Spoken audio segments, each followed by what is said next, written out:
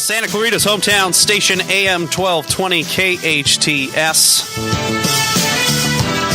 I am Kyle Jellings. This is the Coach's Corner on your hometown station, KHTS. I am filling in. Everybody, all the other coaches are off running around in Phoenix, and I think Coach Tunick is kind of depressed about the. What that guy's doing? Well, the Ducks lost, so I think I know what we're doing. We have a special co-host, though. Special co-host from Marty's Flooring, Dustin Downen. How are you, buddy? Hey, Kyle. How's it going? How's it going, Dustin? Thanks for having me, guys. You're like 8 feet tall, Yes. which is great. Yep. And we're going to talk a lot of hoops today. So we thought we'd just find a tall person. So that's perfect. That automatically, dictates that I can know everything about basketball. Yeah, so. I just assumed you would. But this show, of course, is brought to you by Jersey Mike's, Douglas Furniture, Mend Cryotherapy, and Marty's Flooring. What are you doing over there at Marty's Flooring?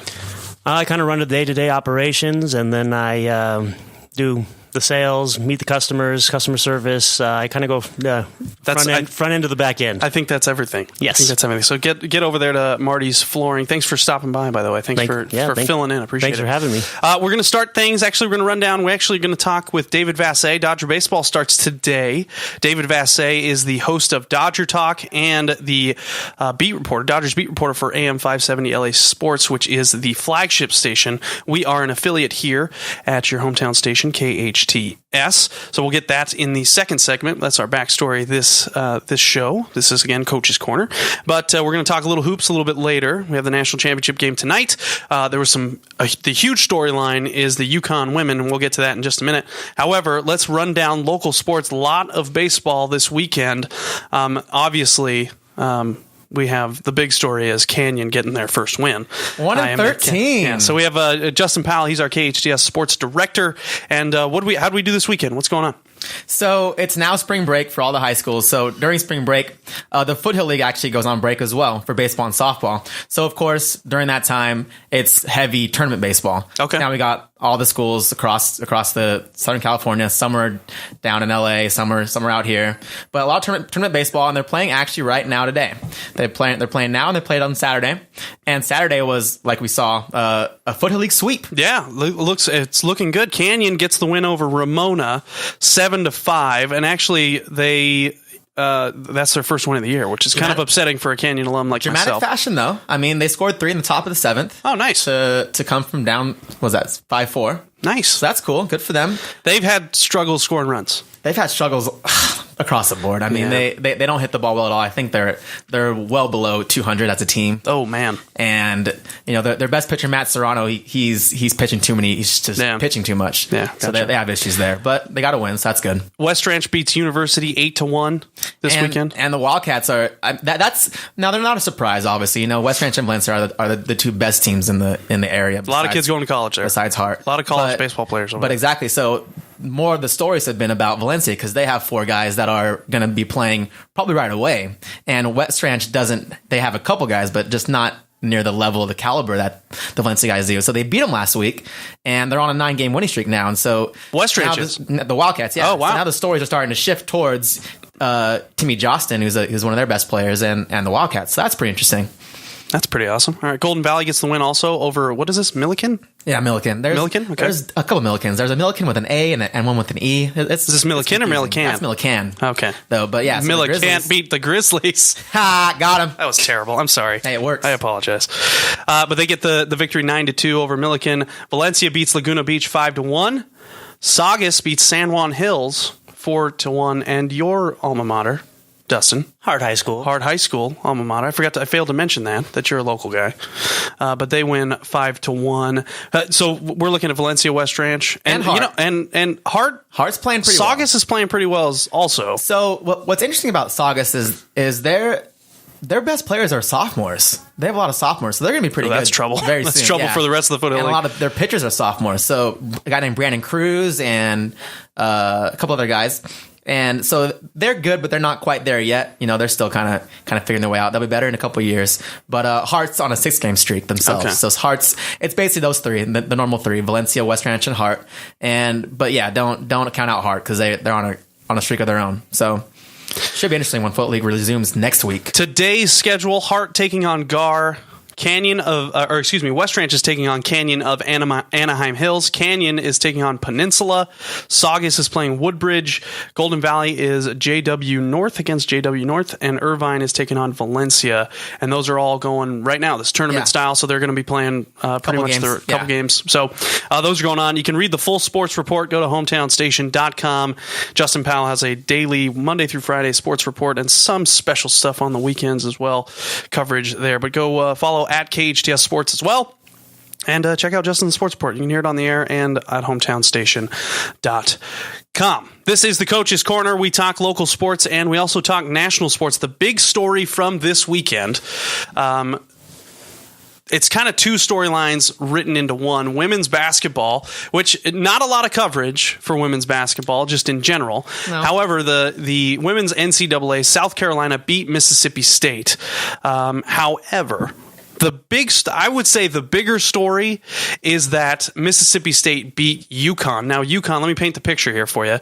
UConn had not lost in 111 straight games, which is the longest streak in Division I sports history. 2,000 games? I thought it was like 15 million games. Yeah, it seemed like it. It seemed like it. Like and to paint an even bigger picture, the last time that Mississippi State and UConn played each other, the ladies played each other, was in the Sweet 16 last year. And it was a 60-point loss. A 60-point loss. Mississippi State lost by 60 points to the UConn women. Grief. In the Sweet 16. And so, yeah, exactly. In the Sweet 16. A lot of parity in women's basketball. Man. And so in the Final Four, Mississippi State kept it close, obviously, pushed it to overtime, and they ended up winning on a buzzer beater, beating the UConn women and ultimately ending the streak, of course. They get to they won that game, but they still had to play in the national title game. Awkward. Not good. And the national title game, and they lost to South Carolina. So my question to you, gents, would you rather, it's not Wednesday, I usually do a Would You Rather Wednesday, but would you rather be Mississippi State or South Carolina? Yeah, 6 of one, half dozen of the other. Yeah. You get the glory for beating UConn, right? But you always want to get that national title. So... See, here's the thing. So this is where I'm a little bit. I'm not sure where to lean on this one, because you like you said, 6 to one, half a dozen to another. What's going to be remembered more? And I don't think I'm explaining well enough how UConn loss. It is, right? There's no doubt about it. And so what I'm not explaining well enough. I know for people maybe just 111 is just a number, but there was already a special that came out on ESPN saying that, this is theirs. Once they win this, it's the greatest thing that's ever happened in women's sports. It is a David versus Goliath. And I think it might have been David if David had taken down 2 Goliaths. Yeah. That's how big of an upset this was. Yeah, because they weren't just beating teams. They were demolishing. They had more 60-point victories in that 111 game streak than they did single digit wins. Yeah. So this is not just like a team that just wins. They dominate and have the best players in the country every year.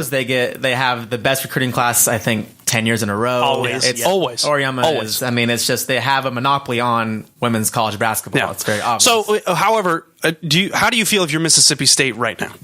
See, that's these things always happen when the semifinal game is the best game of the tournament. There's undoubtedly always going to be a letdown. It's almost impossible not to. And especially what I was most interested in hearing was the story came out today that said that the head coach of Mississippi State ran his players pretty hard on Saturday after the semifinal game on Friday, and the juxtaposition of that was South Carolina took it easy, did yoga, things like that, and chilled out. I can't for the life of me understand why after you just had your biggest win in program history, you go and run your players for 2 hours the next day? In his defense, the only thing I can think of is... They played overtime, Kyle. I know, but the only thing I can think of is athletes are creatures of habit, right? If that's something that they normally do on a regular basis, you have to keep consistency, or else it just throws a wrench into things. You know what I mean? Yeah, it's like a plane. The best team in the country of the last 5 years in overtime and beat them. I understand and that. Championship game the next day. I don't think it's a good idea. Obviously, it's like hindsight's 2020. Obviously, it was not a good idea, especially because the itty bitty. What's her? I don't know her real name. Yeah, no idea. But the girl who hit the game winning shot, which by the way, it was fantastic. Super awesome. No, it was definitely a good. I watched the highlights, but yeah, it looked exciting. It was awesome, and she hit the game winning shot, and she was dead. She was in the final game. She had no legs. No legs. Left it all on. Yeah, but also if they would have won the championship game, they would have told the coach, "Great job for making them run, keeping them in your regimen." Exactly how we've always business as usual. No, of course. Way to go get them. Yeah. But the problem is they had no legs. It was clear. You have to have the pulse of your team, and I think he stuck to regimen instead of really assessing each player individually. He didn't take enough time. It was probably too much of a whirlwind, too much emotions going on. Like at that point, you have to scale everything back and realize, okay, what is the best thing for my team at this moment? You can't think about what do we do all the time? What is our normalities of things? Yeah, and the real thing too is in a game like that, it's pure adrenaline. Yeah, so absolutely. it's not business as usual. It's pure adrenaline, and then when you win, it's another adrenaline spike. And unless you've ever felt that in a real competitive area before, literally the next day you got ran over by a truck. Yeah, and seriously, there's no way they could have felt that because of UConn. That's a unique one. That's a literal 1 in a million feeling. Yeah, generational. Yeah. Exactly. This is Coach's Corner. We have Dustin Downen of Marty's Flooring joining us, co-hosting. I'm Kyle Jellings, KHTS Sports Director. Justin Powell is also in studio with us. So, what I wanted to ask is, so you guys think, however, when we look back on this tournament, does South Carolina even get? Like, I know their name will be national title winners, but do you think we'll be talking about Mississippi State or South Carolina? Do you know if the head coach is Dawn Staley? Is that Deuce Staley's sister? They look eerily similar. So I should have Googled it beforehand, yes, but I wondered if you might know. You might know. But, she has a nice little profile. People are giving her a lot of praise and her team praise. But no, of course not. They're not. Not even close. Yeah. Just they are the footnote in how did Mississippi State not win a title? How did they beat UConn and not? Oh, because South Carolina beat them. That's all. Because neither one of the teams really should have been able to beat UConn. And if you look at their new recruiting class and their existing team that's returning, UConn isn't going to lose again. Oh no, they're probably going to another for a very long time. 60 game winning streak. Yeah. There's no doubt about it. Man, can you imagine though being one of those the girls on that team that broke it and never losing? Because there were girls on that team that did not lose. The team before, Brianna Stewart's team, for her 4 years. Yeah. She won 4 titles in a row? Yeah, 4 titles in a row. So, Oh, man, that's got to be such a weird feeling. Just going the whole... someone's got to knock you down at some point. It's got to be real, right? It doesn't feel... And that's we can get into this later sometime, but that's my whole problem with women's basketball and women's sports in general. There is no parity, giant top or a big top, and then there's just nothing. This is good though. So in men's tournament you get upsets all the time. Yeah. And but to go along with that, the upsets you rarely see big Cinderellas. Yes, big Cinderellas go all the way, and this is. Everybody else was a Cinderella other than UConn, to be perfectly honest. Yeah. And you rarely see those teams that get those emotional victories. Next week, they just can't match that emotion. They just can't do it. You can't. Yeah. It's like when Tiger Woods was at his peak when he won four majors in a row. The rest of the field didn't think they had a chance against him. So it's kind of like what the kind of thing that UConn's built over the last. Yeah, you show up and you're hoping for a solid second, third, fourth place. Going for number 2 this year. Yeah, everybody's playing good, for second. Hot. Yeah, exactly. This is the Coach's Corner. Make sure you go check us out. We're streaming live on Facebook Live as well. It's brought to you by Jersey Mike's, Douglas Furniture, Mend Cryotherapy, and of course Marty's Flooring. And again, myself, Kyle Jellings, Dustin Downing of Marty's Downen. Oh, man, I blew it. He's giving me a dirty look. How? Dustin Downen of Marty's Flooring and Justin Powell, KHTS Sports Director. Let's talk a little bit more round ball. We got a couple minutes here. And I want to talk about kind of the MVP of the NBA. Kind of? Sort of. All right. The MVP. I don't know if it's decided you got yet. me. So Russell Westbrook's doing Russell Westbrook things. You're an NBA Monstrous fan. things. You're a big NBA fan. And is this the game has changed, or are we seeing something that's super impressive from Russell Westbrook? He's about to break the record probably because he's got his eye on it for triple doubles. Oh yeah, no, Russell Westbrook, for those who don't know, he got his 40th triple double this last weekend, and the record's 41, and he's on the verge of averaging a triple-double for the season. But is this a change for the NBA? Is it still? I think it's still impressive. What are your thoughts? I think it's a change a little bit in the NBA to where you don't have as many role players, and so you have a few teams that have a significant amount of role players around a star, and then you have a star that gets all the touches, all the looks, whatever he wants. And so he can put up monster numbers any and every game, right? So I feel like it's a change in the game from that aspect that you only have, I think, 2 or 3 real solid core 5-man basketball teams. And the rest of the teams are, you have a star, you have a co-star, and then you just have whoever else is on the roster and hope they can get a W. So for Westbrook, I feel like that's how he's doing what he's doing, because if you look at the amount of touches he gets and the shots he gets and the plays that are run through him, it's 100% of them probably. It's almost 100% of them, yes. Think about even like 15 years ago. I mean, the Kings had like 5 or 6 good players. Obviously, when they were playing the Lakers, taking them to 7 games. Even the Pistons, like all these teams, they had like they didn't have any stars. Like the game has completely changed, and that's, I mean, we can talk about. I don't want to talk about college basketball more, but it's because of the one and done and AAU and all this type of stuff. There's no development. There's these lottery picks are just players that wash out in 4 or 5 years. It's bad. But I mean, my problem is that these guys like James Harden and Russell Westbrook are superhuman in terms of their talent, but teams just don't know how to stop them at all. Like they don't even. It almost seems at times that they don't even try. Like I don't know what the defensive scheme or mindset is from these head coaches, because they just let them have the ball and kind of show to at sometimes, and they try to get them off the ball with like off ball like screens and stuff, but it just nothing even comes close to working. So I don't know. I'm not really. I love the players, but to be fair, there's not much defense in the NBA to begin with. Exactly, and so I mean, at what point? 100. What did LeBron James and Paul George the other night? It was like 135 to 130. I mean, come on, like all the time now. Well, that was a double overtime game. Okay. However, I do think what he's doing is it's reminding me a lot of Miguel Cabrera a couple years ago when he won the Triple Crown. It's kind of floating in that area of the MVP talk is talking about, do we give it to Miguel Cabrera because he's doing something that hasn't been done in 50 years? Or do we give it to the player who is actually on a championship contender? Because Oklahoma City is not a championship contending team. No.